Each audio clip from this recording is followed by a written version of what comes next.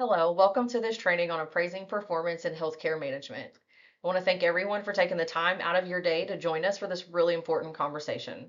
Whether you manage nurses, support staff, administrative teams, or volunteers, you play a vital role in evaluating and improving the performance of the people who make healthcare work every day. So, in this training, I'm going to cover why appraising performance matters in healthcare, what performance appraisal actually means, and why managers need to understand it, including key 5 challenges, and 2 lessons that I think are very important to take back to your teams. So let's get started. So you're probably wondering, why does a performance appraisal actually matter? Well, let's jump into it. So, in healthcare, every employee's work affects patient care, safety, and outcomes. When someone isn't performing right or meeting the expectations of their job duties, whether it's a nurse skipping an infection control protocol, an admin mismanaging patient charts, it doesn't just create inconvenience. It can directly harm patients as well, which is why it is so important that we are following this. Healthcare also faces constant pressure to meet compliance standards like those from the Joint Commission or state health departments. We're required to prove to our staff that they are competent, trained, and evaluated regularly.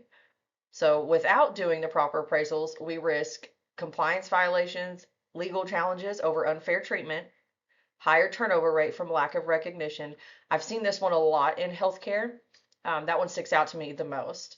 And then poor morale among staff, uh, including the performance appraisals, is the accountability, professional growth, and patient safety, which is really important, and organizational improvement. If you have a staff that is motivated and growing, and they feel encouraged and supported, that's going to spread throughout your clinic or hospital or whatever atmosphere you're in. That's going to spread, and it doesn't just show in your staff, it'll also show in the patient care. The patients will see that by the type of care they're receiving. So performance management isn't optional. It's tied to healthcare quality and compliance. So you're probably wondering how this relates to your job. So let me connect this to your role. If you oversee employees, then you're responsible for making sure that those employees know what's expected, get the proper feedback, and have a chance to improve. It is really important to make sure you're having the evals if that is required by your company. Make sure that you're having the coaching sessions, and you're also getting feedback as well to make sure that your staff don't feel like they're going without proper support from management as well. You're also responsible for documenting their strengths and concerns. And a well run appraisal process gives you a legal record of performance and a chance to build trust with your team. It supports better communication, clear expectations, and a more engaged workforce, which again is the goal, because at the end of the day, when you have a more engaged workforce, that only reflects on the care that the patients are receiving. Let's take a deeper dive into what exactly is a performance appraisal. So, a performance appraisal is a formal evaluation of an employee's work over a period of time, usually measured against preset goals or standards. Most companies have set goals and expectations that they want their employees to meet or go beyond, and that is how we base these things off of. In healthcare, we evaluate things like clinical skills and competencies, compliance with patient safety protocols, communication with patients and families, teamwork and collaboration, professionalism and ethics, continuing education, and credential maintenance. For example, if you have someone who's employed as a medical assistant and they have license that could expire, it is your job to make sure that we are notifying them, hey, your license is expiring. We need to make sure that they're taking the proper steps to get that license renewed, so we're not liable for having an employee that is working illegally without that legal document that they need. Some of the appraisal tools can look like rating scales, checklists, narrative evaluations, self-assessments, peer or 360-degree feedback.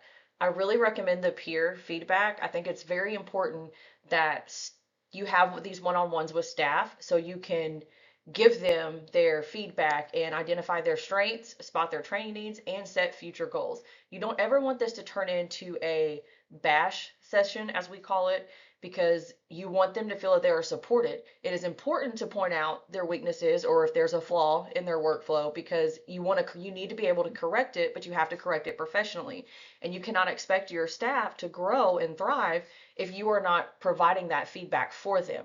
But I think it's really important that if you do let staff know, hey, this is an issue that I'm having, it's important to follow that up with something positive too, so they don't feel like they were just attacked, because then they could go out and spread that energy. And you don't want to kick people while they're down or take the risk of that happening either. A performance appraisal is part of continuous performance management. You will come to find out that some companies do this once a year. There are some companies that do it quarterly. Um, Twice a year. It kind of just depends on the company and probably how big of the staff. That probably plays a very important role. The company that I am with, we do it every 4 months. And the goal is to not blindside staff by it. They should know that it is coming. Then they should definitely never be blindsided by anything negative in those meetings. You want to make sure that you have that communication and that feedback consistently. You don't want to just save it for the one time a year or the meeting, because then if you notice something but you don't meet with them 6 months later, they're going to continue that mistake or issue without any correction. And by the time that you go to correct it in the appraisal meeting, it could have already escalated into something bigger. So it's very important that you give informal feedback regularly, even have mid-year check-ins, and document performance throughout the year. That way you have something to reference back to when you are having this one-on-one and you are having the meeting. When the formal appraisal comes, it shouldn't be a surprise. It should confirm what you've already discussed with the employee. Now that we've talked about what a performance appraisal is, let's discuss why it's so important for managers in healthcare to understand how to do this the right way. We're responsible for not just running the day-to-day operations, but for developing people, ensuring accountability, and protecting both our patients and our organizations. Performance appraisals are one of the key ways we do that, but they're also one of the most common areas where managers struggle. That is so true. When you don't handle appraisals properly, several challenges arise. These challenges aren't just, paperwork or something that goes on internally with documentation. They affect staff morale, patient safety, legal risk, and our ability to meet accreditation standards. So, I'm going to walk through 5 major challenges that managers face when it comes to appraising performance. As I go through each one, think about whether you've experienced these in your own workplace or seen their impact. Let's start with the first challenge, which is bias and inconsistency.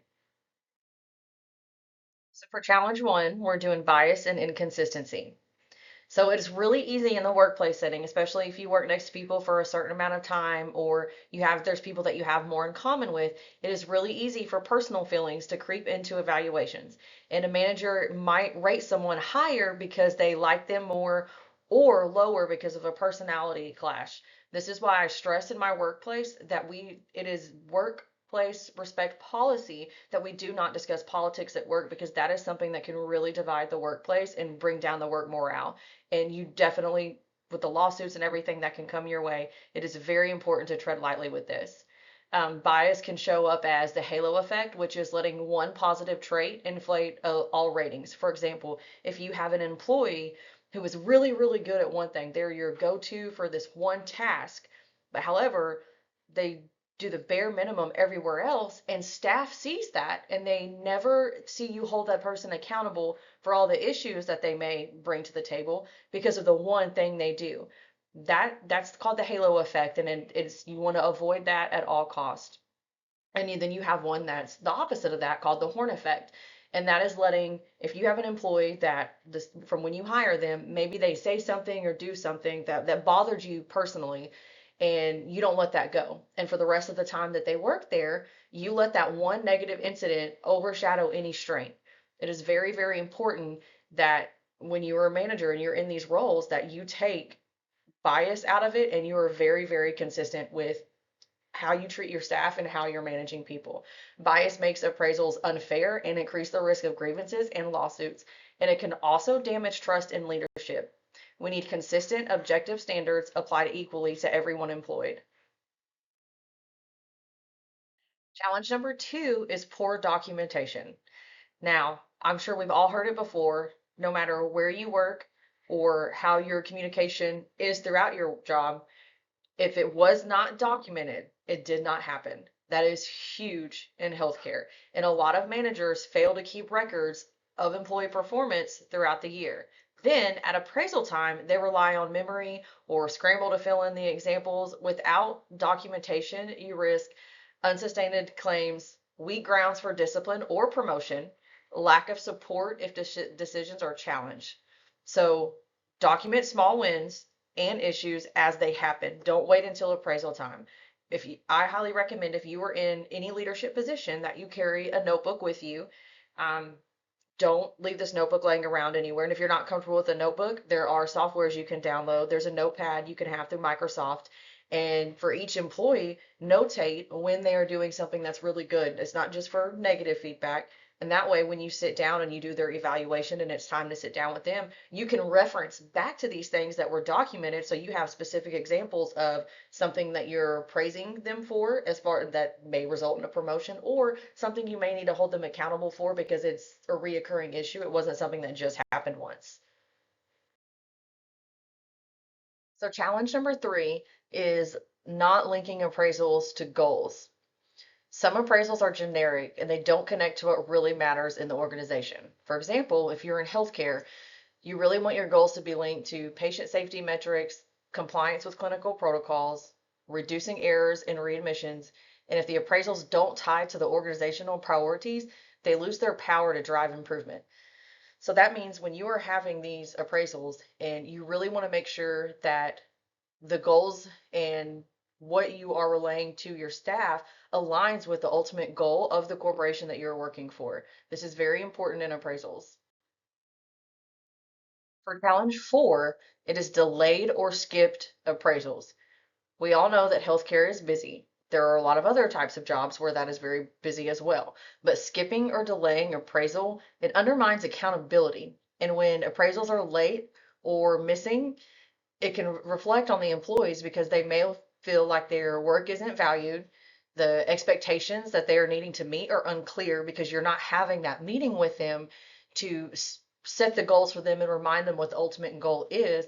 And problem behaviors are tolerated. And when you have a group of people who, if you, for example, if you have a staff member who is constantly late and for 6 months they're late every day, there's going to be some tension with the rest of your staff because they're going to wonder, why is that employee not being held accountable? And then they hear that we're delaying or skipping the appraisal. Then they ultimately are going to assume that, hey, that person's not being held accountable for the mistakes because them being late dominoes in, or trickles into our workflow as well. And that can create a really, really poor work morale. So build appraisal timelines into your calendar. And if deadlines are missed, make sure you're following up with that. It's very important. So for challenge 5, it is vague feedback. So if you are in the appraisal and you are very vague and you say things like you need to improve without specifics, it's frustrating for the employees.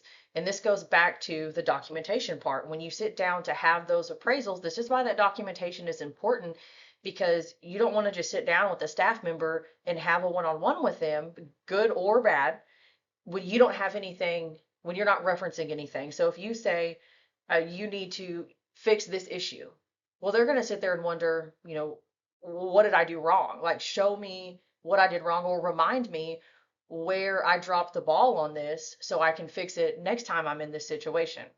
Effective feedback, it is very important that it is clear, actionable, and supported by examples.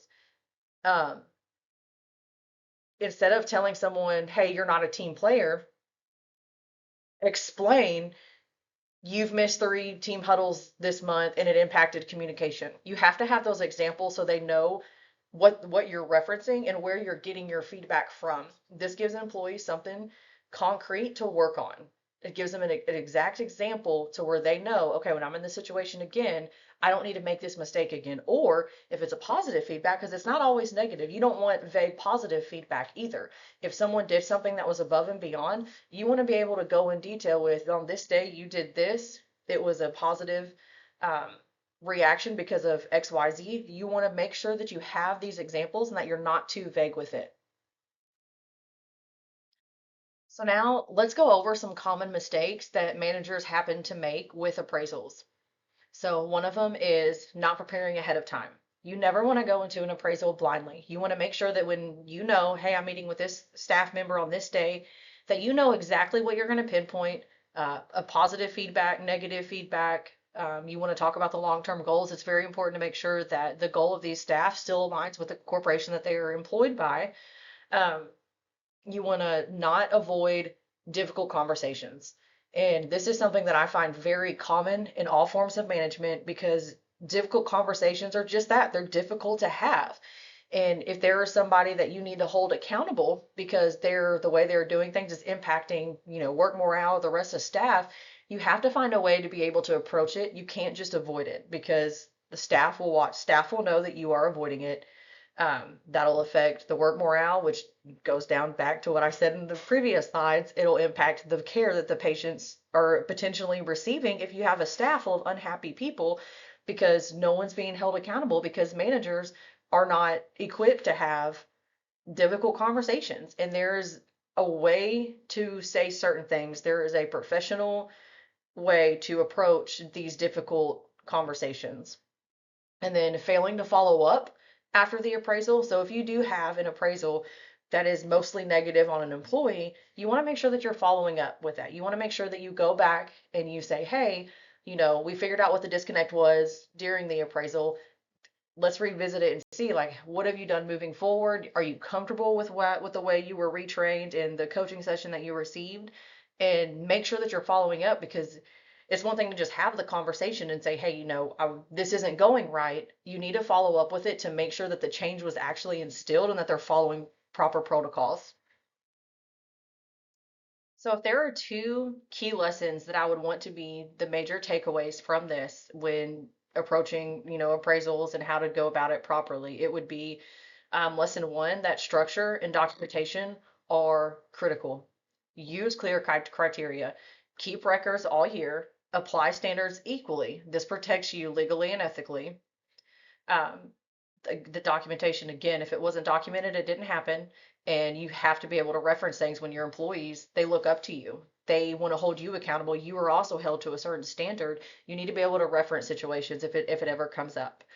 Lesson two would be that appraisals are not always negative. I know that staff sometimes get nervous when they hear, oh, we're going to have the evals or the appraisals.